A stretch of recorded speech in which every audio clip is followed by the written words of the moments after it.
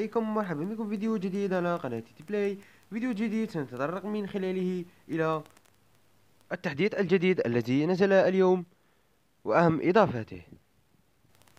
ولكن إن كنت أول مرة تشاهد قناة تي بلاي، أدعوك أخي بالاشتراك في القناة مع تفعيل ميزة الجرس حتى تتوصل بكل جديد، وأتمنى أن تضع زر لايك وهذا يحفزني على المواصلة. بدون إطالة لندخل إلى تفاصيل الموضوع.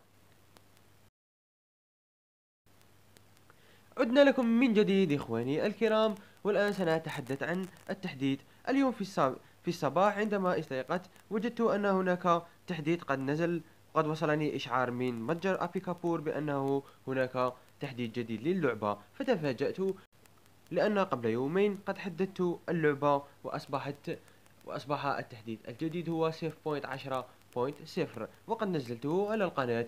ولكن ماذا فعلت؟ قمت بتحديث اللعبة، وبعدما تحملت اللعبة أي التحديث قمت بالدخول إليه، فتفاجأت أنه لا يوجد أي شيء أو أي إضافة إلى اللعبة، فكل شيء بقي على حاله،